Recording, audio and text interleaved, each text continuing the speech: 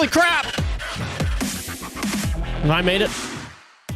Is this real life? Is this happening right now? This is the Oil Stream right here on Edmonton Sports Talk. I'm YouTube Trev. And how the heck are you doing, Nasties? Quick little story time. I think Tommy's pretty well set. We can bring him in whenever you're ready there, Hernan. But this is crazy, man. You dream when you're young and you have moments. And I remember dreaming a lot from a small town kid, Southern Alberta, with the dream of moving and living in Edmonton, hopefully one day to cover the team that I cheered for my entire life. And I remember you have inspirations growing up.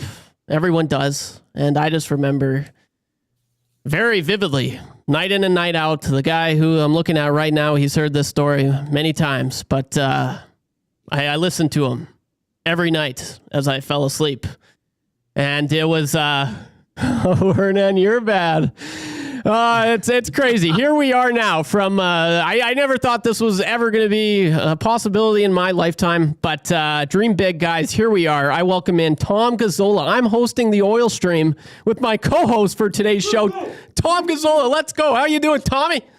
Yeah, you are. Look at you, big boy. Big smile on your face. Thank you for hosting. I'm in McMahon Stadium right now in the bowels. You can see the Stampeders logo behind me.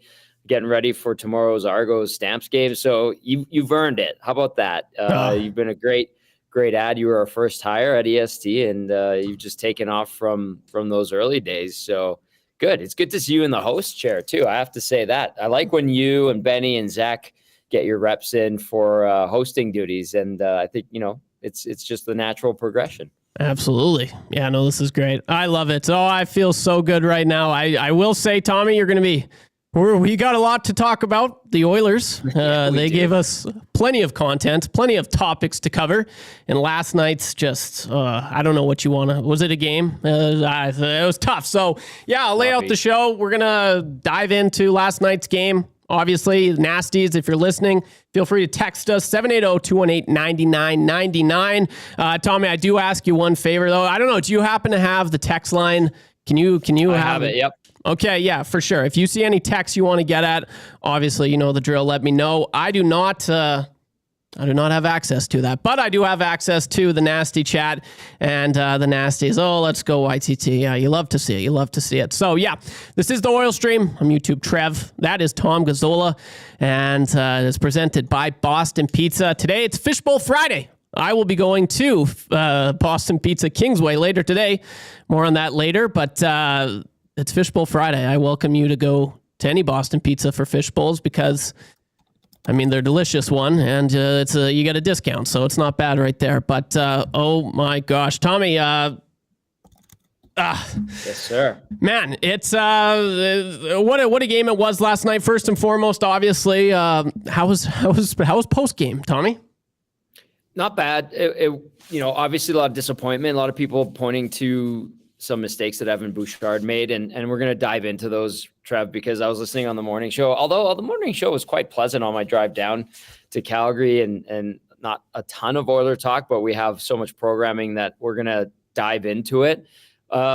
Disappointment, Trev. I think that's the best way to describe it. Some concern about the Oilers and their two games in the New York area. Obviously, the win at MSG wasn't particularly sharp, despite a great performance overall, on Saturday against the Vancouver Canucks that led to the first one of the year. And, they squeezed out a win in New York, and, good teams find a way to win. And the Oilers did that on Tuesday. But last night, they looked like a team that found a way to lose, and a lot of self-inflicted wounds, poor decision-making that led directly to goals. And even though the Islanders aren't perceived as a strong team this year and aren't expected to be a contender or expected to be a threat every night, they have good players. Bo Horvat's still a really good player. Matt Barzal is still a really good player. And those guys made plays. Matt Schaefer is making his presence felt early in his NHL career.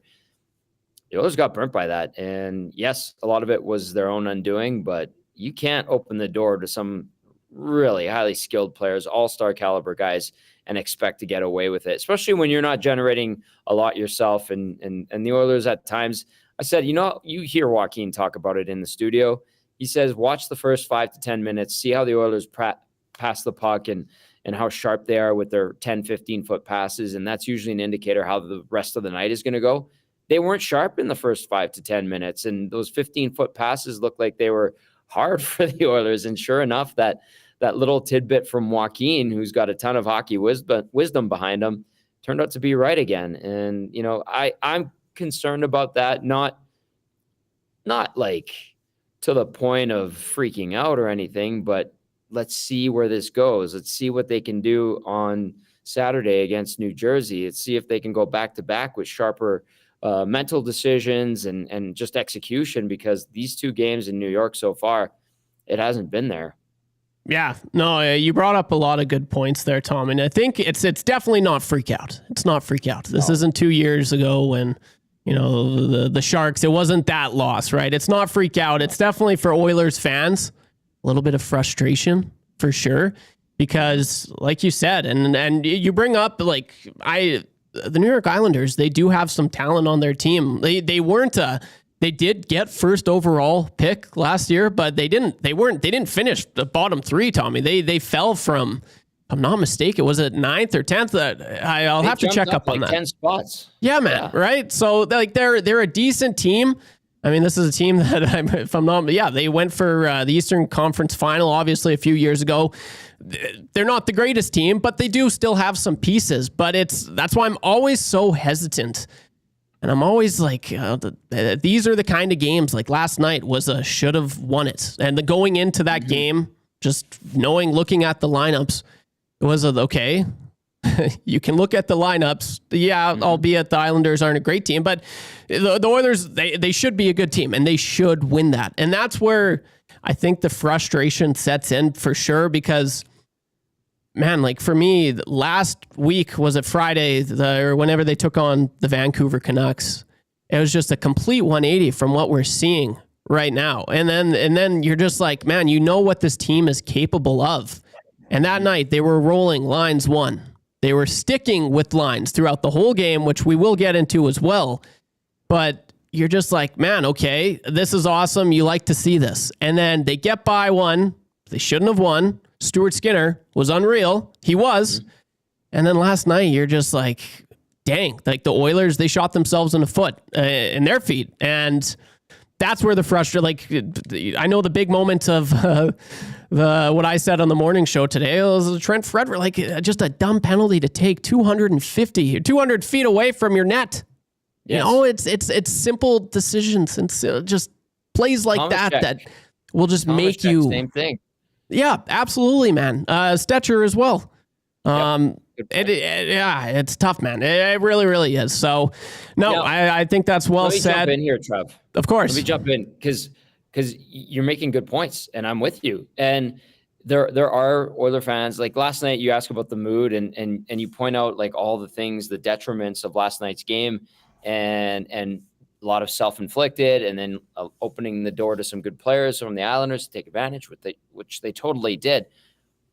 But at the same time, most fans, I think, and a lot of our viewers and listeners last night were upset with how things went last night, and they certainly weren't impressed with the performances in the last 2 games, talking about sloppy.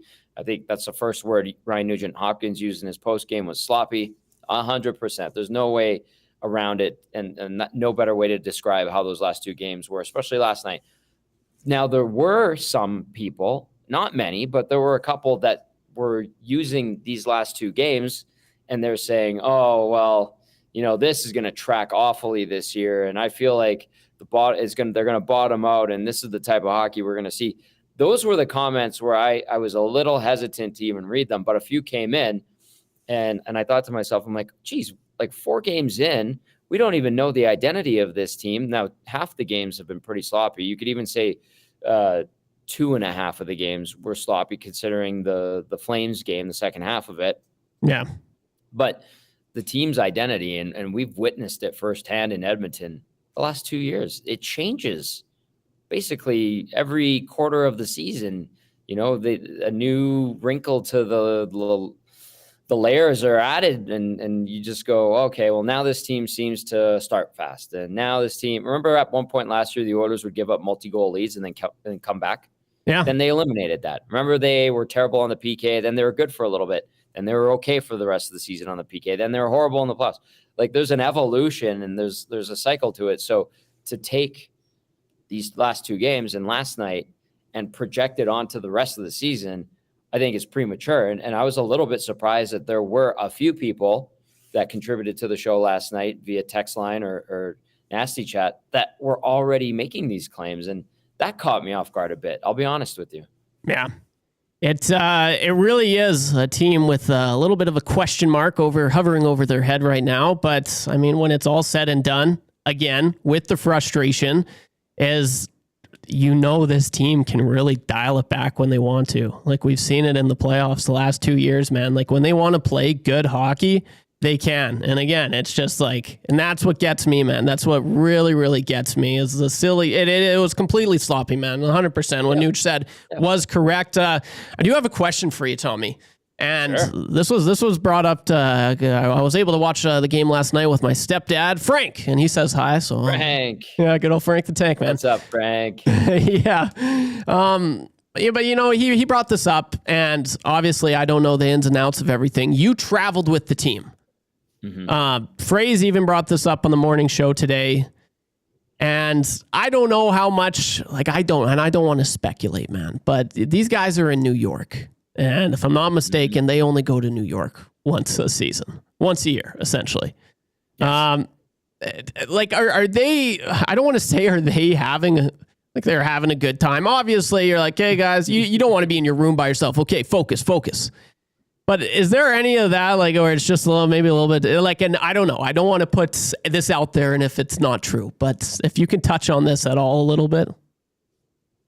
Like the going out? Yeah, absolutely. Because I was the one going out every night. I had to work guilty a lot of times, especially in New York. And I knew going in that was part of my deal. Like, okay, you're going to play hard, but you got to work hard too. Mm-hmm. Headache or not, or feeling lethargic or not. And that is part of the glamour and fun of New York. But listen, when they do these trips to New York City and the surrounding area, and they make one hotel the hub and kind of use it for the week as home base, yeah, they'll go and find little pockets of time to have fun. But you know when it would have been, Trev? Yeah. After the Rangers game. That would have been a green light, okay? 2 nights ago, Wednesday, going into the Isles game would have been a quiet night, maybe a dinner for the guys, go see a show, go visit a cool place in New York, but get a good night's rest, be ready to go for Thursday's game. That's usually what it's like. You can't control every guy. Some guys, sneak out, but I don't see this group as the type that would be too wild. I don't know them personally as well as the entirety of the teams that I was traveling with, but it seems like a lot of maturation has occurred. So the green light would have been Tuesday after the game, and then it would have been last night after the game as well. Today, for those wondering, the players are off, so that would have been a green light. And I was a bit surprised by that, considering they play in Jersey in an afternoon game tomorrow. You would think maybe you'd want to get them back on the ice, but Kris Knoblauch trusts them enough, obviously, probably worked with the leadership group and asked them what they wanted to do and said, you know what, we'll give these guys the day to rest. So they probably had their fun if they wanted to for night number 2 last night. It's post-game where you want to do it when you don't have to play the next game. So that's how I look at it. I would trust that that's how they handled this. They're probably going to sleep in. Guys are going to get some treatment. They might enjoy the day taking in New York because there's so much to see and do there. And then you got to dial it in, get to bed at a good time tonight, and then be focused for the Jersey Devils tomorrow. That's how I would assume things went. Yeah. Okay. You know what? That puts my mind at ease because I overthink a lot of things, and but Trev, and your thought is perfectly natural. When this franchise and team was bad, like the Decade of Darkness teams, and we were on the road, it was way looser. Okay, Nashville was a runaway. New York would have been a runaway. Chicago would have been a runaway. Thank God Vegas wasn't a team. It was different. Well, yeah, I mean, Vegas is special in its own right, but you can find trouble in almost every city. I would assume with the days between games, the green light would be after the game. And you kind of want to earn it too. and For they sure. got the win against at MSG against New York last night, stubbed their toe in a big way, shot themselves in the foot, whatever term you want to use. But you want to earn it. You want to play good, and then go have your fun. Be rewarded for the hard work and getting the payout. But they didn't do that last night. They were still gifted a day off, and then show up tomorrow, play your ass off against an even better New Jersey team, because I think the Devils are more talented than the Islanders. Get the result and focus in on Detroit on Sunday.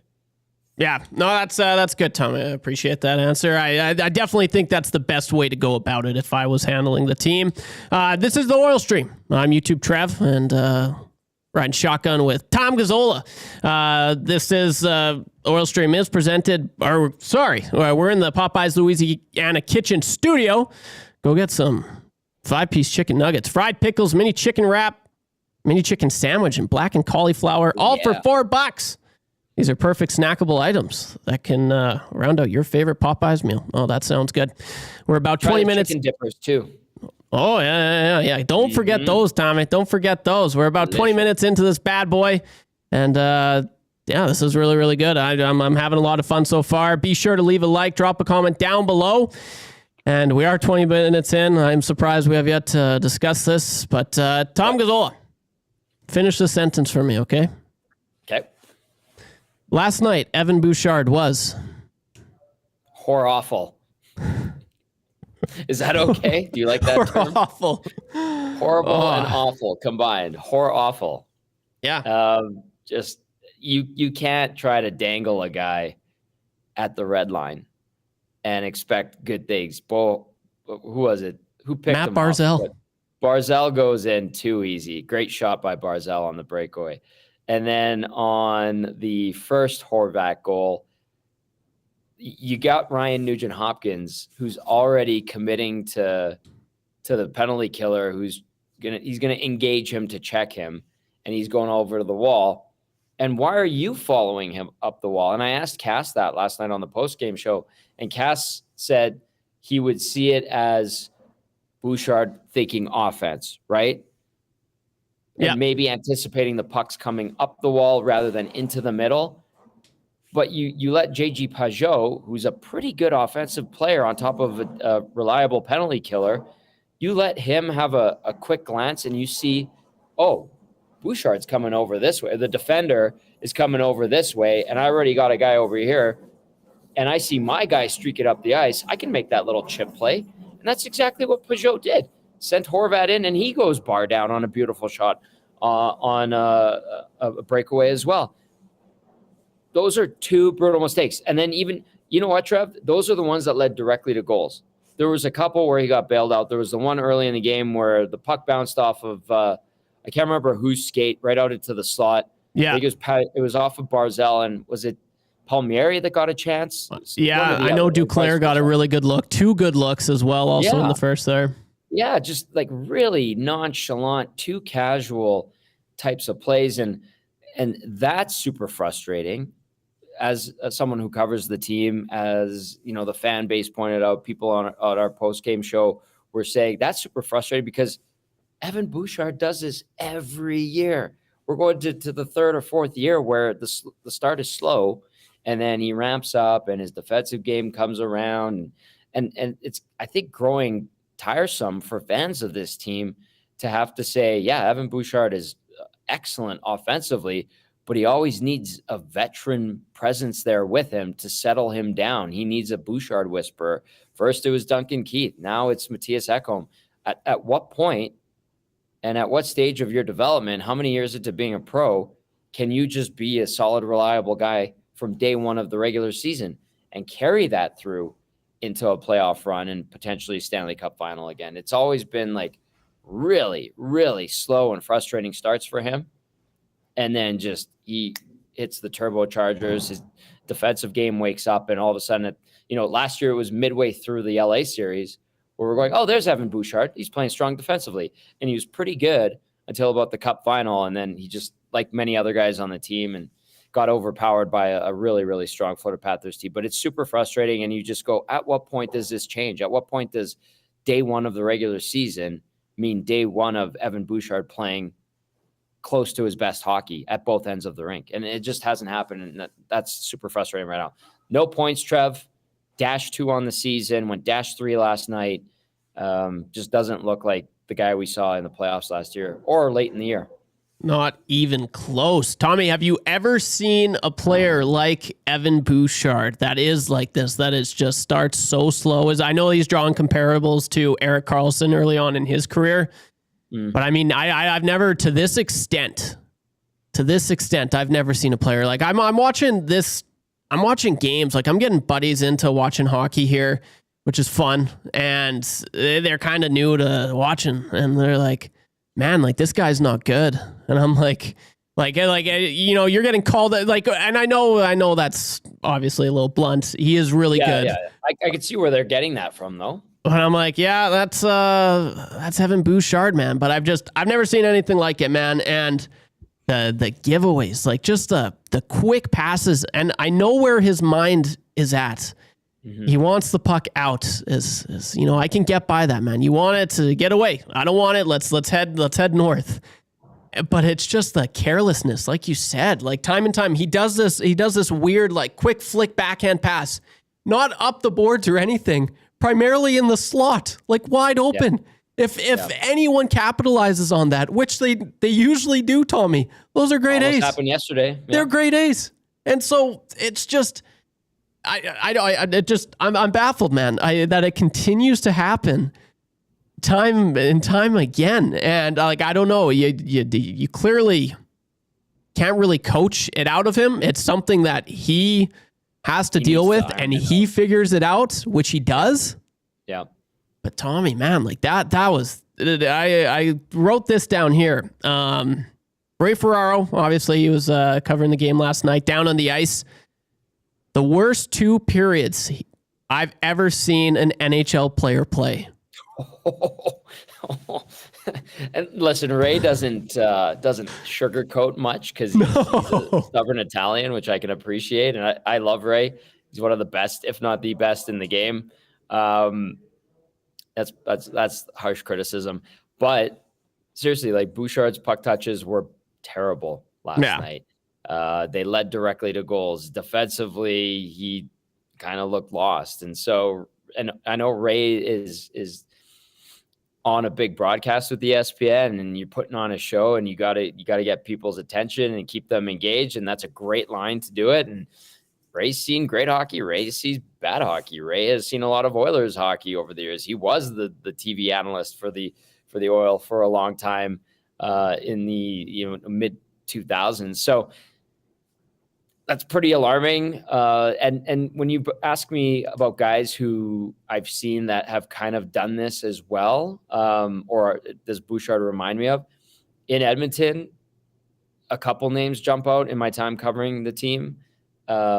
Justin Schultz a little bit, but there was an adjustment period, and they moved Schultz out after what? He got here in 2012.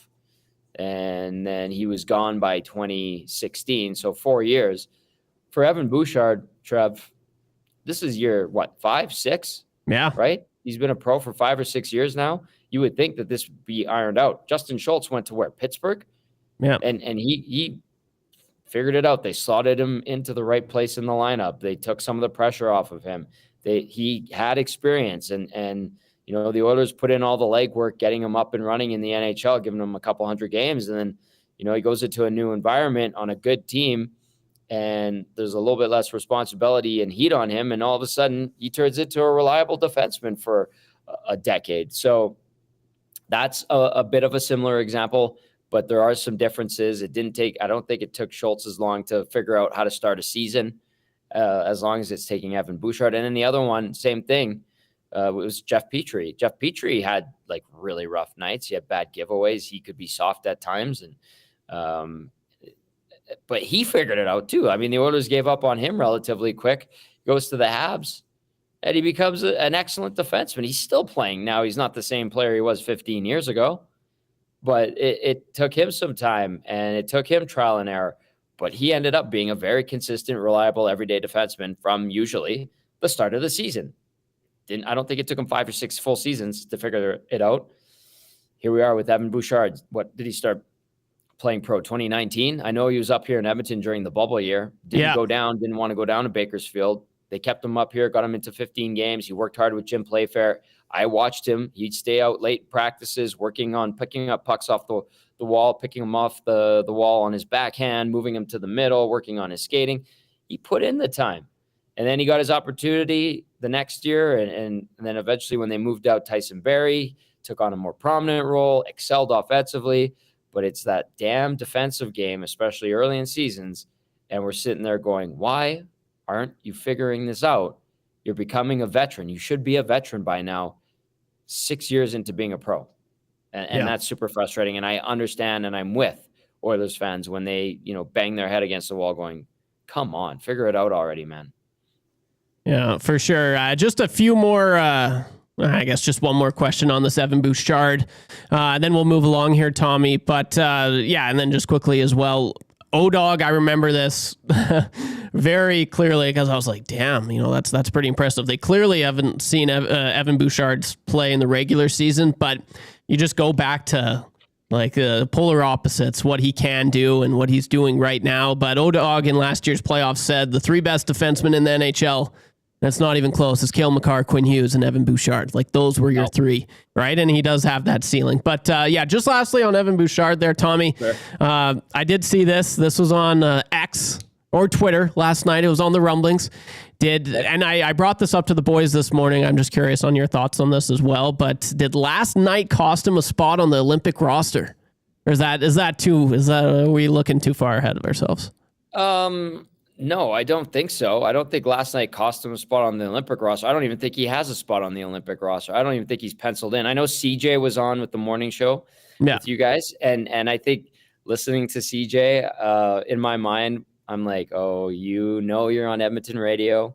You are being very respectful. And he's using a lot of old pro terms, saying, I think he used something to the effect of, he has a shot at a spot of making the team, or he's going to challenge for a spot of the team.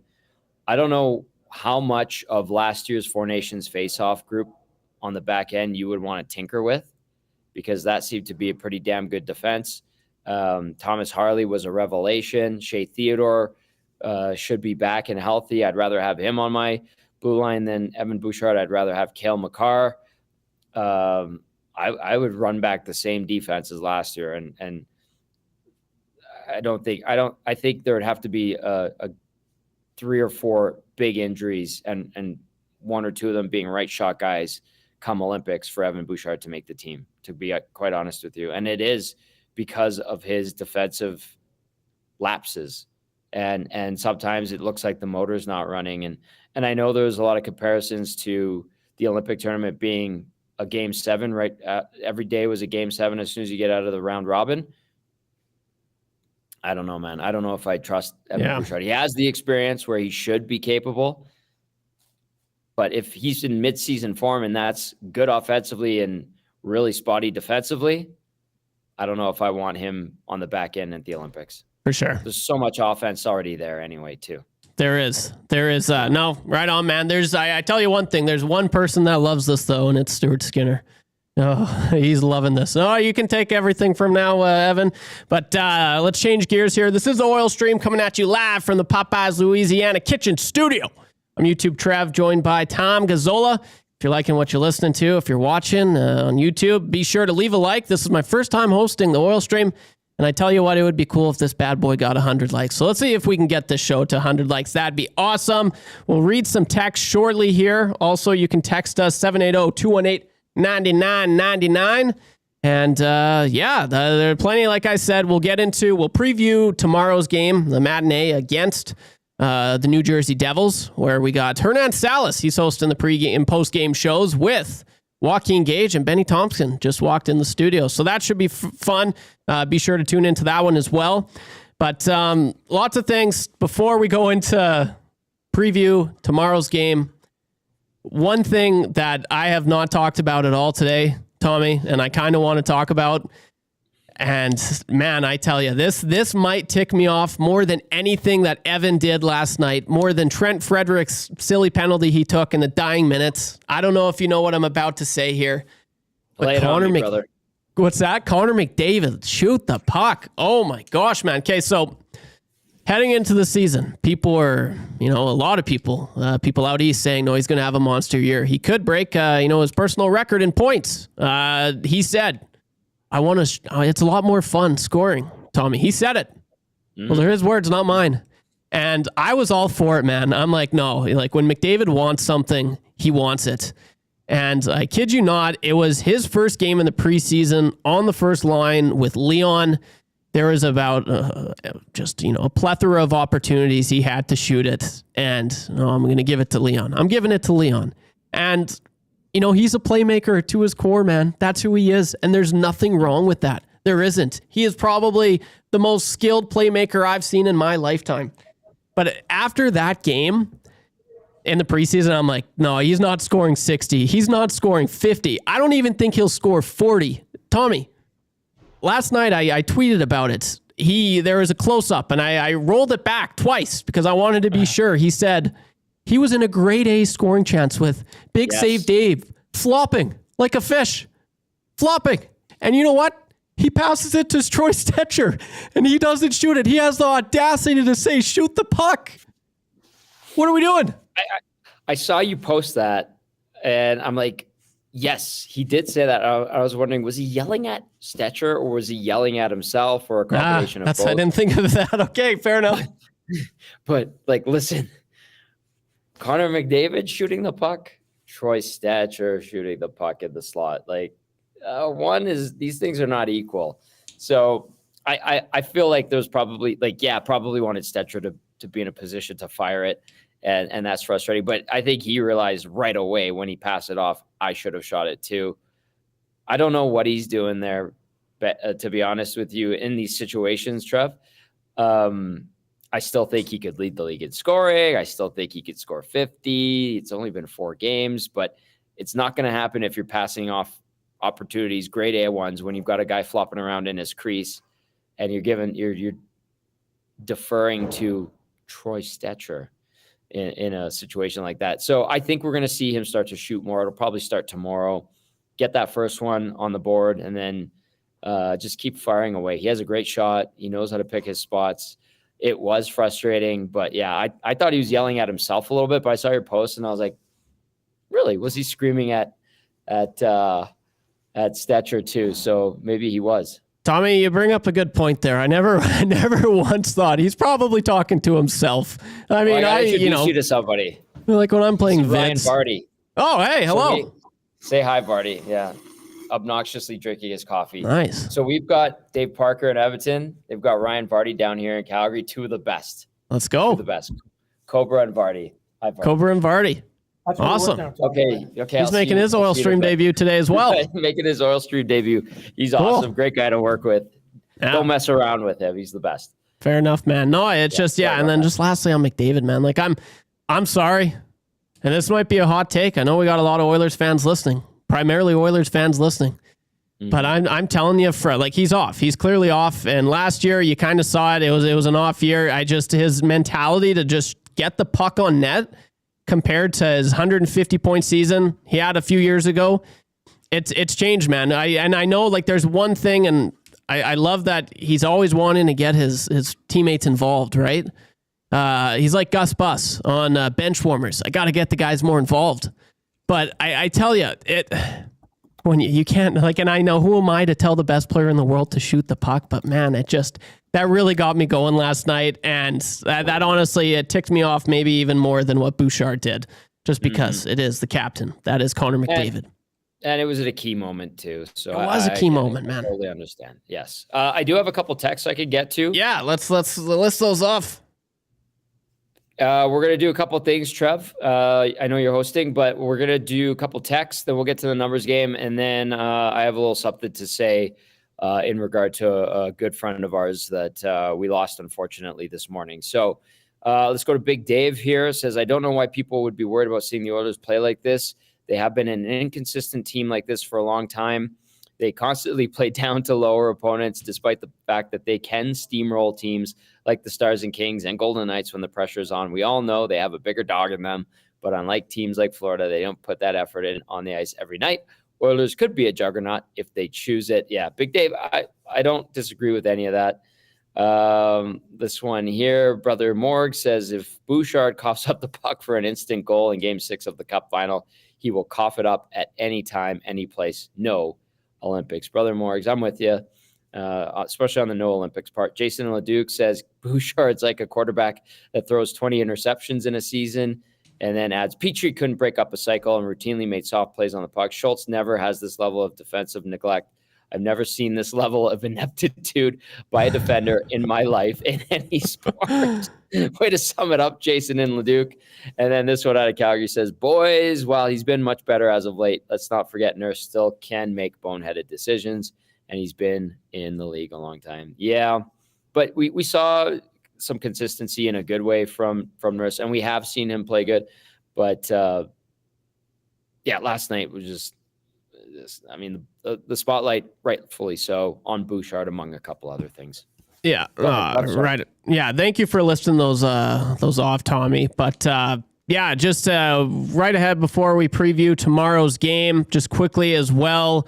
The blender's out, Tommy. The blender is out. Yeah. Kris Knoblauch. It was 4 minutes left in the second period. I believe he started making changes. And then in the the third period, they were all pretty well shuffled. So just your sense heading into tomorrow's game. Well, actually, before you get into that, just what were your thoughts on the line changes? Is it not surprised at all? Yeah. I don't get hung up on the lines. I talked about a bit on the post-game show last night. You see the lines at practice, Trev, and you go, okay, I wonder how long these last. And sure enough, they get jumbled up again last night. Last night, to me, there was a bit of concern, if you want to talk about things that caught your attention, in the discrepancy between the top five forwards. It was obviously McDavid, Draisaitl, Nugent Hopkins, Roslovic, I think was over 13 minutes. And then it was everybody else. Howard was around 8. Guys like Savoy was 11, and I thought he was one of the few silver linings on the team last night. Henrique, even though he's in the later part of his career here, and he was around 11 minutes. It was just the gap from 5 guys at forward to the rest of the group was so significant, and to me that's not a good sign. Tomaszek wasn't playing a ton. Mangiapane had a good chunk of minutes as well. But outside of that, man, you had too many guys in and around 11 minutes, some less than that. Yeah. And that's some of it's special teams. I get it. But really, you want to have your guys engaged, right? You want to talk about getting flow and building some rhythm and getting guys a feel for the game. They didn't do that last night. And that's concerning. So tomorrow, I expect there to be new lines. I expect them to last a bit of the game, depending how the game's going. And if the Oilers are chasing it at any point, I expect them to be jumbled up and McDavid, Draisaitl playing a ton. Yeah, no, that's kind of how it's become. Yeah, that's a fair take.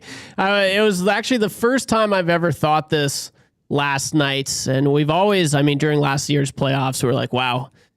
And this is where I'm starting to kind of get annoyed of the line changes a little bit, and bear with me here. I know we praised Kris Knoblauch. I did. I know the Nielson show did last playoffs. Man, what the hell is Kapanen doing up here? He's just a shot caller. Everything he seemed to be doing was working. And then last night I was like, man, he's already in the third period. All the lines have pretty well changed and no outcomes. But it's we also don't know if he didn't change them, if there would have been outcomes. You know what I mean? I was just and it's tough to look like that, but I don't know, man. So it's probably going to be changed. You're right. And with that, let's look ahead to tomorrow's game. Unless, do you have any more thoughts on that, or we can shift gears here? No, let's take a few minutes to talk about tomorrow's game, then get into the numbers game. And then Benny, you know what? Benny made a good point on something earlier. Trev, the last 5 minutes, let's save for someone special that we lost. Okay, yeah, sounds good. Yeah, let's absolutely do that. This is the Oil Stream presented by Boston Pizza. As always, go to Boston Pizza for Fishbowl Friday. That's where I'll be tonight. Let's go Jays. Tommy. Let's go Jays. What is this? You're not a Jays guy, hey? I'm working. I'm in Calgary at McMahon. No, I'm not a Jays guy. But as what is your team? I don't really have a baseball team. Maybe the Arizona Diamondbacks, but I call it a loose fandom of the D-backs. Okay, fair enough. Because I don't know if it was on the Hangout the other day, but when the Jays were down 0-2, I heard a laugh by Tom Gazzola. I was like, "What the heck? How come I'm just figuring this out?" Coaster ride. I listen, man. I like when people are happy, and I know there's a lot of Jays fans in Canada, and rightly so. So I like it when people are getting into it. And that game last night was fun to watch. The game 2 nights ago was fun to watch. I like that. I like entertaining sports, and I like when people around me are happy. And if the Jays do that, then that makes me content. But if they lose, I dropped a couple of the Blue Jays lose. But yesterday, that's what it was. Blue Jays win. Yeah. And good for them. So it's going to be a great series the rest of the way. I'm looking forward to watching it. Highly entertaining, Trev. Absolutely. Yes. First pitch is underway. 4:08 today. But yes, Oil Stream is presented by Boston Pizza. So definitely go check it out. That is where I will be later today. And before we get into, I keep on saying this, but I just want to, this has just happened to be a memory on good old Facebook I saw last night, Tommy. It is, this is, it's early. I know the one text you read, they don't need to worry. It's not really a worry. It's just more of an annoyance. But 11 years ago, and it kind of just worked out. It was pretty funny. You were listening to the Nielson show this morning. If you happen to play or hear the Club Beat Loop remix that Lieutenant Eric, he chefed up, it was a golden one, man. If you haven't heard it, it was one of the Dallas Eakins ones, man. I was laughing. I was howling. But 11 years ago today. So right now, the Oilers 8 goals against in the first 4 games. Okay, and I just want to put this in perspective. 11 years ago, I know expectations are very different, right? You got Connor McDavid. They didn't have him 11 years ago. But 23 goals against in the first 4 games. How about that? Decade of darkness. Well. Remember those days, Tommy? Yeah, I have to polish up those turds every night. Oh, no, that's good. But sorry, I'm just being a little optimistic. You can call me Mr. Brightside. Anyway, let's look. Great band. Best band of all time. Yeah, it is. That's for Eric. It is, man. You know what? I'm with you, man. I love the Killers. Honestly, I think that song for me personally is a top 5 song of all time. Is that hot? It was in the top 100 in the UK. It was charting for like 15 to 16 years. Like, it was insane the run it had. Man, you get that song going, everyone starts bumping their heads and starts singing. It is honest to God truth. That's how good it is. Timeless. Absolutely. But the Oilers, they're back in action tomorrow, facing the New Jersey Devils for the first time in the season. Where are we here? The Devils, they are currently on a 3-game win streak, and that game is set to take place at 1:30.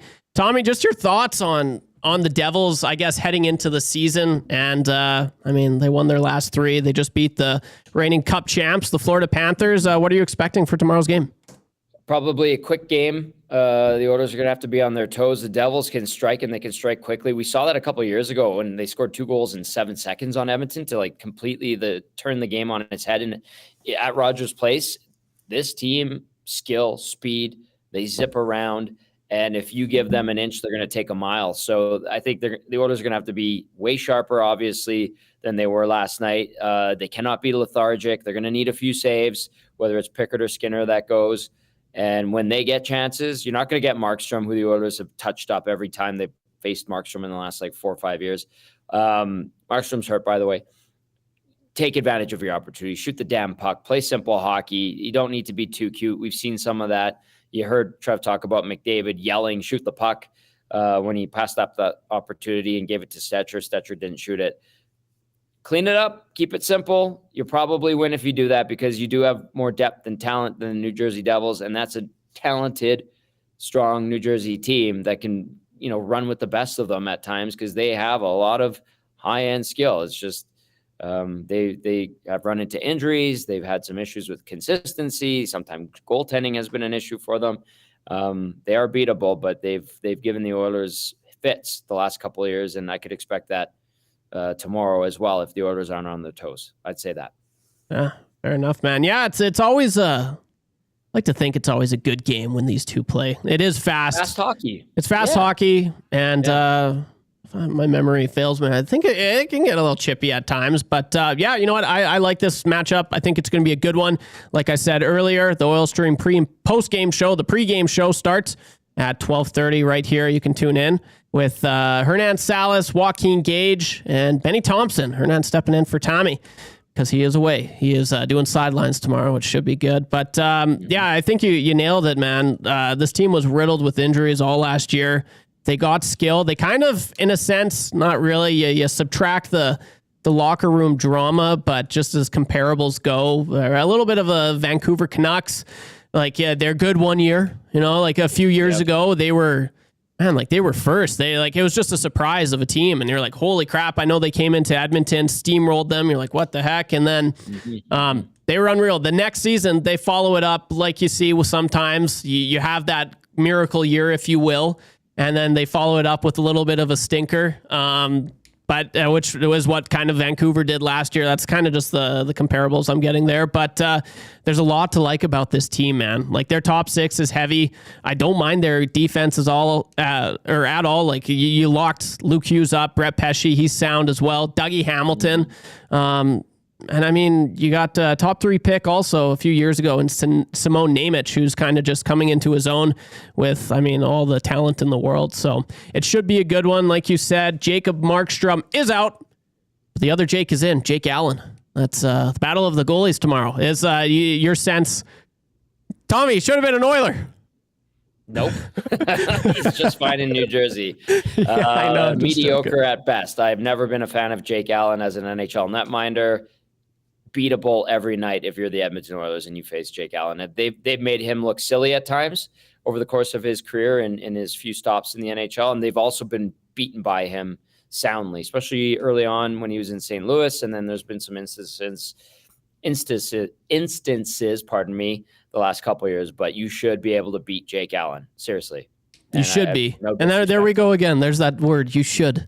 That's a word I use with the Oilers almost every day. They should do this. Okay. Will they? Time will tell, Tommy. Yes. I think they're going to have a good weekend. And let's do a quick numbers game brought to you by Play Alberta. Use your promo codes EST Sports. I used that one yesterday, $50 deposit. Gets you a $50 free bet. I put it on Dusty's early bird special, and that was the McDavid 1+ power play point. That one cashed, so big thank you to Dusty on that one. Use your game sense, obviously, and Play Alberta, presenting sponsor of Edmonton Sports Talk. It's been a great partnership. They're partners with the Stamps, for crying out loud, and the Elks, which is great. In these last 3 games on this road trip, Trev, over under 1.5 wins for the Oilers, so 2 or more. Over. I'm taking the over, baby. I like it. I'll be positive to take the over as well. Okay, Trev, I'm going to do this. Floor is mine for the next couple minutes, if that's okay. Sir. Of course. Okay, I got to do this. I have to do this. Awful news today. The passing of an Edmonton sports radio and television icon, John Sexsmith, battled with cancer, second go round. Johnny was the first guest of the EST Hangout alongside Dave Jameson. JMO was the one who let me know about an hour ago that John had passed away. His son Joel, playing for the U of A Golden Bears, great kid. And I grew up watching John on Global. It was ITV. I listened to John at Commonwealth Stadium when he was the in-house PA announcer. And then when I got to meet him, when I first started being around sporting events in the city, whether it was the Oilers, the Eskimos, IndyCar at the time, John was just this absolute legend to me. And it was so cool that he was such a friendly, kind, welcoming media personality. And I thought that sports broadcasters were the coolest guys in the world, the guys that were on TV and the radio. I didn't know I wanted to be one. I didn't think I had the chops to be one. And I was fortunate enough to get to meet John early in my career, and someone who I thought was so cool and didn't need to have any time for a young guy like me, had nothing but time for a young guy like me. That's why he's one of the best. And he will always be remembered fondly. in our city. I know he'll be remembered fondly in the sports media community in Edmonton. And my heart goes out to the Sexsmith family. Johnny's a battler. He was a battler through both bouts of cancer, all the crap he went through that first go around, and the fact that he came back when he came back, how he came back. He fought it hard, man, and he wasn't going down without swinging a whole bunch of times. And he won that first battle, and sadly we lose him this time. And we've lost some good ones. We lost Bruce McCurdy, we lost Robin Brownlee, and now we lose John Sexsmith. So, Father Time's undefeated, unfortunately, but I just want to send out my condolences to the family from all of us at EST. And you're going to hear from guys throughout the day talking about John. I think, maybe we're going to hear from Dave Jameson a little bit more. But my experiences with him, he was an A1 individual, phenomenal broadcaster, even better human being. And, today we lost a good one. So this is a really hard day in Edmonton and beyond. So, I just wanted to get that in there, and John was gold, baby. Gold. Yeah, absolutely. Wow. Well said, Tommy. That was really awesome. So yeah, thank you for doing that. That concludes my first ever oil stream. And good job, Trev. Yeah, you know what? This was pretty cool, Tommy. Oh, this was awesome. I'm not gonna lie. I'm gonna remember this day for the rest of my life. Okay, and you made it possible, Tommy. I believe you. Like, I will seriously. remember it too. Oh, this is great. Yes. No, that's awesome. So if you are, like I said, if you're new to EST, obviously leave a like, definitely subscribe, and drop a comment down below. Thanks for all the continued support. Plenty of content coming your way. We're just getting started here. We have EST Afternoon starting in just over 5 minutes with Joaquin Gage and Hernan Salas and Benny. Benny will be stepping in for Zach to come. So that'll be good. And then after that, obviously, you got the Reed Wilkins Show with Jay Milne. This was a good one. We got lots of Oilers action this weekend, and I look forward to talking about it on Monday. Tommy, safe travels back home. Great show, and do your best on sidelines. I know you will. Thanks, Trev. Great work today, buddy. Enjoy your weekend, okay? Awesome. Likewise. That's going to do it. Take her easy, guys. Don't go anywhere.